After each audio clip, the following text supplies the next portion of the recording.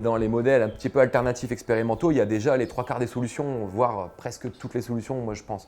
Donc c'est juste une question de développer tout ça et de donner de la voix et de rendre ça cool et fun et ludique quoi, au plus grand nombre.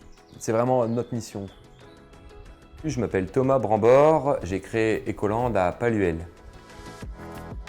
Avec Perrine, ma compagne, on avait déjà le projet depuis 3-4 ans de changer de mode de vie en fait par rapport au constat sur le dérèglement climatique, l'extinction des espèces, etc. Donc en gros, on voulait se donner la chance pour nous et pour l'avenir de créer des choses différentes.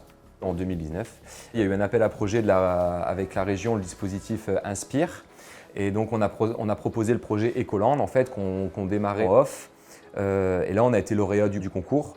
Et ça nous a donné accès à des portes un peu plus grandes, donc au niveau de la région, des collectivités territoriales. S'ensuit une grande aventure. Il y a eu un parcours d'études techniques, juridiques et financières qui a duré presque un an. Et il y a eu un an de construction et on a pu ouvrir en 2021. Ecoland, on dit que c'est une petite immersion dans ce que peut être un écolieu. Donc l'idée, c'est que des techniques alternatives ne soient pas perçues comme un retour en arrière ou comme une privation, mais au contraire comme un plus. Ce qui résume le mieux ce projet, c'est le bâtiment dans lequel on se trouve actuellement. Donc ça s'appelle un super adobe. C'est un bâtiment qui fait 130 tonnes de terre. C'est la première fois que c'est fait en France. Ensuite, on a 7 gîtes insolites. La moitié est éco-construit, l'autre moitié est purement fun et ludique.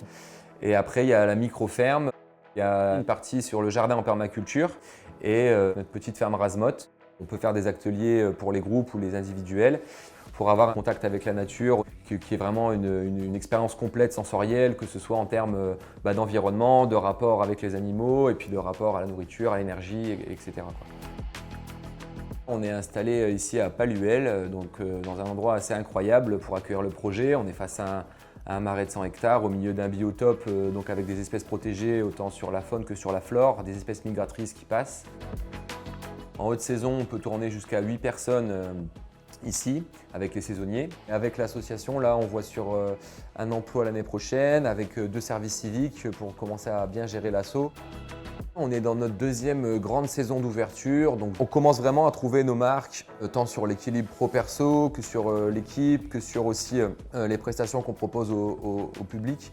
Là, on démarre une nouvelle phase vers l'avenir en fait, où on a un peu des étoiles dans les yeux en se disant qu'est-ce qu'on va faire de nouveau. Mais c'est vraiment l'asso et le pôle recherche en fait, où il va monter en puissance l'année prochaine, où on aura peut-être des prototypes de maisons low-tech et autonomes, où on parle d'un incubateur aussi. On est aussi très heureux parce que ça a changé des destins. C'est là où c'est fou parce qu'en fait c'était notre objectif mais on n'y pensait même pas que ça allait le faire aussi vite. C'est qu'il y a des gens qui ont changé de vie parce qu'ils sont passés ici, quoi. Donc c'est là où on s'est dit qu'on était alignés et que c'était notre place de faire ça, quoi.